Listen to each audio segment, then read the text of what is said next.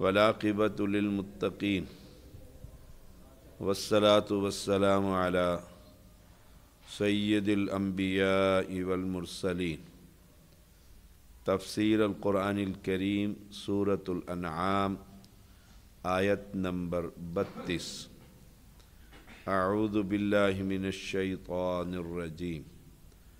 وما الحیاۃ الدنیا الا لعب ولہو وَلَلدَّارُ الْآخِرَةُ خَيْرٌ لِلَّذِينَ يَتَّقُونَ أَفَلَا تَعْقِلُونَ قَدْ نَعْلَمُ إِنَّهُ لَيَحْزُنُكَ الَّذِي يَقُولُونَ وَإِنَّهُمْ لَا يُكَذِّبُونَكَ وَلَكِنَّ الظَّالِمِينَ بِآيَاتِ اللَّهِ يَجْحَدُونَ۔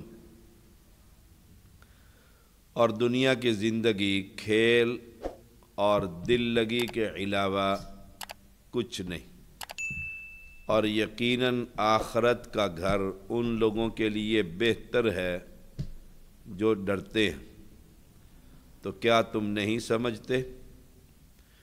بے شک ہم جانتے ہیں کہ بے شک حقیقت یہ ہے کہ یقیناً تجھے یہ بات غمگین کرتی ہے جو وہ کہتے ہیں، تو بے شک وہ تجھے نہیں جھٹلاتے، اور لیکن وہ ظالم اللہ کی آیات ہی کا انکار کرتے ہیں۔ دنیا کی زندگی بہت جلد ختم ہونے والی۔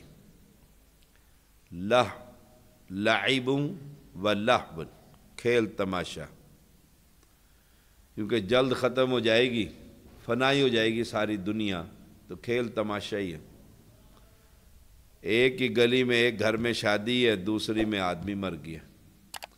ایک ہی گھر کے اندر آدمی بیمار ہے، سارا گھر پریشان ہے۔ یہ تو ایک کھیل تماشا ہے۔ اصل زندگی آخرت کی زندگی ہے۔ اللہم لا عیش الا عیش فی الآخرہ۔ اصل زندگی تو وہ زندگی ہے، وہاں اللہ ہم سب کو کامیابی نصیب فرمائے۔ یہ جلد ختم ہونے والی زندگی ہے، اور لذتیں بھی ایسی ہیں، بوڑھا ہو جائے تو کھانے سے ساری لذتیں ختم ہو جاتی ہیں۔ بیمار ہو جائے، یہ نہیں کھانا یہ نہیں کھانا، وہ کہتے کیا زندگی ہے، کیا زندگی۔ شوگر کے مریضوں کو میں نے دیکھا، بھی شوگر ہو ہی نہیں، بارڈر پر ہے، وہ کہتے ہیں ہر چیز چھوڑ دی ہے، بارڈر پر ہے کہیں شوگر نہ ہو جائے۔ سبحان اللہ۔ دانت ختم ہو جائیں تو کہتے ہیں کیا زندگی ہے، چبا ہی نہیں سکتے۔ کھیل تماشا کسی سائیڈ سے بھی آپ دیکھیں، کھیل تماشا ہے دنیا۔ رسول اللہ صلی اللہ علیہ وسلم نے فرمایا، انس رضی اللہ تعالیٰ بیان کرتے ہیں، اللہ کے راستے میں ایک شام، کتنی گھڑیاں بنی، خیر من الدنیا وما فیہا، دنیا اور دنیا کی ہر نعمت سے بہتر ایک شام اللہ کے لیے، سبق پڑھنے کے لیے، قرآن کے لیے، جہاد کے لیے، تبلیغ کے لیے، ایک شام۔ اور جنت میں ایک شخص کے لیے ایک کمان کی مقدار، تیر اور کمان، اس کے برابر، یا جس سے کوڑا مارا جاتا تھا مجرموں کو، خیر من الدنیا وما فی، اتنی سی جگہ مل جائے نا، اتنی سی جگہ، تو وہ ساری دنیا اور دنیا کی نعمتوں سے بہتر۔ یہ ہے دنیا کی حقیقت، کچھ بھی نہیں۔ اور اگر زمین والوں پر جنت والی عورت جھانک لے، آسمان اور زمین کو روشن کر دے، پورے آسمان اور زمین کو پوری دنیا کے خوشبو سے معطر کر دے، وہ جنت، وَلَلدَّارُ الْآخِرَةُ خیر۔ اور اگر اس کا دوپٹے کی قیمت پوچھتے ہو جو حور نے لے رکھا ہے، خیر من الدنیا وما فیہا، یہ دنیا اور دنیا کی آشائشوں سے ایک جنتی عورت کا دوپٹہ بہتر، اس لیے فرمایا وَمَا الْحَيَاةُ الدُّنْيَا إِلَّا لَعِبٌ وَلَهْوٌ وَلَلدَّارُ الْآخِرَةُ خَيْرٌ۔ آخرت کا گھر جو ہے نا وہ بڑا خوبصورت، بڑا بہتر، آخرت کا گھر بہت بہتر ہے۔ کن کے لیے؟ متقین کے لیے، کفر، شرک، نفاق اور جو کبیرہ گناہوں سے بچتے، تجتنبوا، اجتناب کرتے ہیں وہ لوگ کبائر سے، زنا سے، گندی برہنہ تصاویر سے، تو وہ آخرت کا گھر بہت بہتر ہے۔ رسول اللہ صلی اللہ علیہ وسلم نے فرمایا الدنیا سجن المؤمن و جنت الکافر۔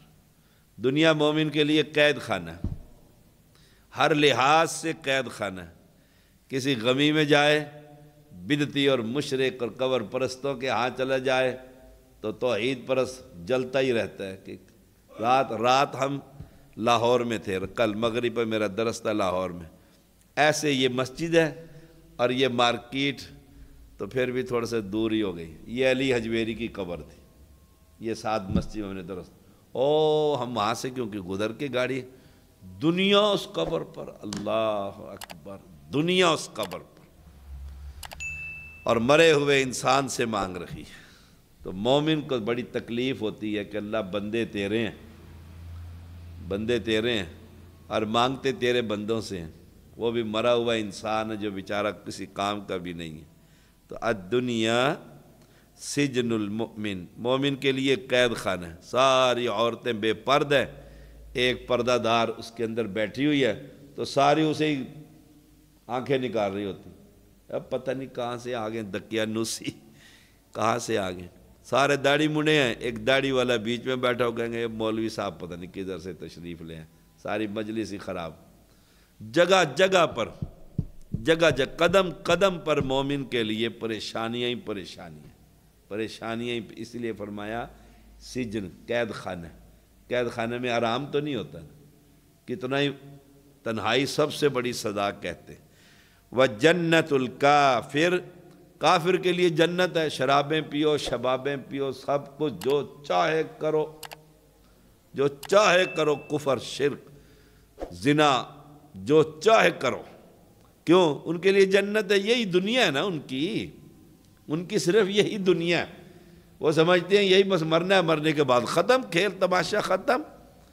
اور مومن یہاں ہر چیز چھوڑتا ہے، نہ ادھر نہیں ہاتھ لگانا، یہ حلال نہیں ہے، یہ حرام ہے، یہ سور ہے، یہ غیر اللہ کی ہے، یہ بے حیائی کا سیلاب ہے، یہ ہر جگہ اذان ہو گئی ہے، مسجد میں جانا ہے، سفر جلدی کرو، جماعت سے نماز میں، وہ بیچارہ پریشان ہی رہتا ہے، پریشان ہی رہتا ہے۔ تو فرق ہے دو پارٹیوں میں، ایک جنتی ہے اور ایک دوزخی پارٹی ہے۔ دوزخی پارٹی کو پرواہ ہی نہیں، جو مرضی ہو جائے دنیا کے اندر، اور جنتی آدمی کو جو ہے وہ قدم قدم پھونک پھونک کر رکھنا ہے، کہیں رسول اللہ صلی اللہ علیہ وسلم کی مخالفت نہ ہو جائے، کہیں اللہ ناراض نہ ہو جائے۔ فرمایا قد نعلم انہ لیحزنک الذی یقولون، نبوت کا دعویٰ کیا نا آپ صلی اللہ علیہ وسلم نے، پہلے ساروں کے آنکھوں کا تارا، صادق، امین، اتنا نیک، ایسا بندہ ہی نہیں ہم نے دیکھا، آ کے امانتیں رکھ رہے ہیں، واپس لے رہے ہیں۔